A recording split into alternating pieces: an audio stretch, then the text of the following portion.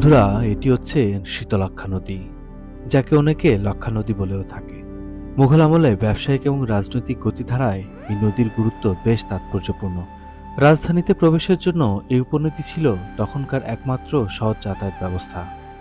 তাই রাজধানীকে নিরাপদ রাখতেই মুঘল আমলে নদীর তীরে গড়ে তোলা হয় বেশ কয়েকটি দুর্গ, যার মধ্যে হাজীগঞ্জ দুর্গ অন্যতম। বন্ধুরা, এই পর্বটি সাজিয়েছি হাজীগঞ্জ দুর্গের গুরুত্ব এবং এর ইতিহাস নিয়ে।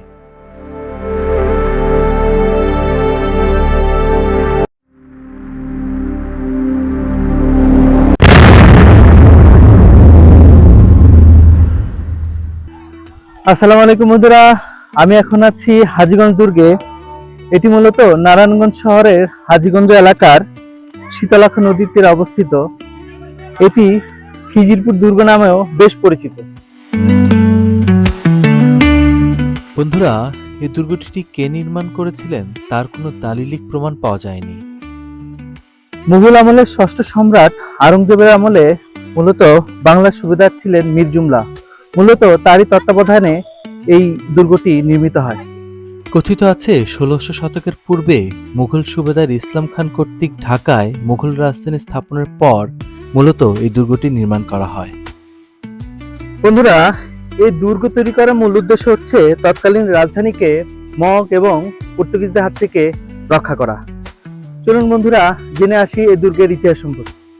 বন্ধুরা, কৌশলগত দিক থেকে এই দুর্গটি নির্মাণ করা হয়েছে মূলত উত্তরমুখী করে, যাতে সহজেই শত্রুপক্ষকে আক্রমণ করা যায়। তাছাড়া এই দুর্গের ছোট বড় মিলিয়ে মোট ৬টি ব্রুজ আছে, তার মধ্যে ৩টি ব্রুজ অন্যতম।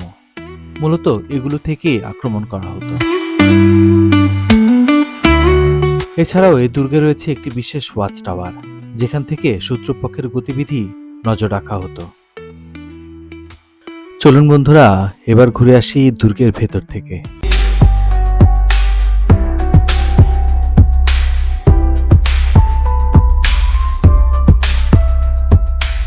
বন্ধুরা, এটি হচ্ছে দুর্গের প্রধান এবং একমাত্র ফটক। মূলত এই পথ দিয়ে দুর্গে প্রবেশ করত মুঘল আমলের সৈন্যরা। সিঁড়ি দিয়ে উঠতেই আপনার চোখে পড়বে ফটকের গায়ে মুঘল আমলের সেই ঐতিহাসিক কারুকার্য, আর ফটকের ভেতরের দিকে মশাল বসানোর সেই মূল্যবান পাথরটি। যদিও নিরাপত্তার অভাবে এর একটি পাথর চুরি হয়ে গিয়েছে।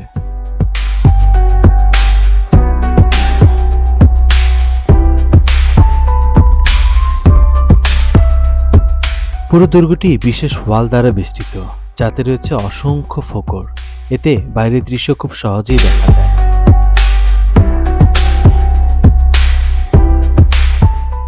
বন্ধুরা, দুর্গের মাঝে রয়েছে বিশাল একটি মাঠ, যাতে কোনো ধরনের স্থাপনা নেই। বিশেষজ্ঞদের মতে দুর্গের সবসময় সৈন্যদের উপস্থিত রাখা হতো না। মূলত বিশেষ প্রয়োজনেই এখানে সৈন্যদের সমাগম করা হতো এবং তারা তাঁবু টাঙিয়েই থাকতো, আর প্রয়োজন শেষ হলেই তাদের নিয়ে যাওয়া হতো ব্যারাকে। বন্ধুরা, আমার পিছনে এখন যে ব্রুজটি দেখতে পাচ্ছেন, এ ধরনের ব্রুজ আছে মূলত 3টি এবং ছোট ছোট ব্রুজ আছে আরো 3টি। মূলত এই ব্রুজ থেকেই শত্রুপক্ষকে আক্রমণ করা হতো কামান এবং গোলাবারুদ দিয়ে।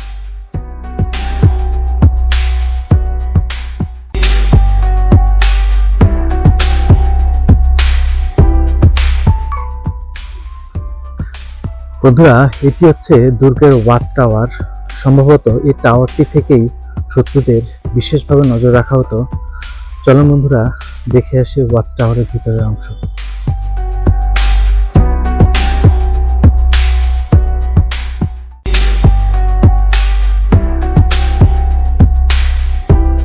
বন্ধুরা, আপনারা একটা জিনিস দেখতে পাচ্ছেন কিনা জানি না, এখান থেকে সিঁড়িটার শুরু।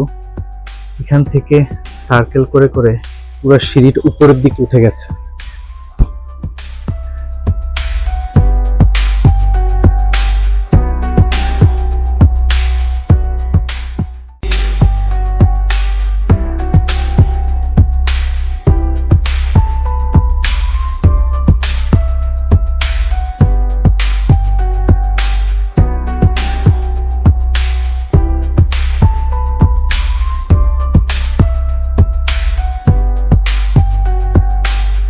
বন্ধুরা, দুর্গটি 1950 সালে পাকিস্তান আমলে গ্যাজেটভুক্ত হওয়ার পর একাধিকবার এটি সংস্কার করা হয়, কিন্তু শুধুমাত্র নিরাপত্তার অভাবে মুঘল আমলের এই ঐতিহাসিক ঐতিহ্য আজ প্রায় ধ্বংস হতে বসেছে।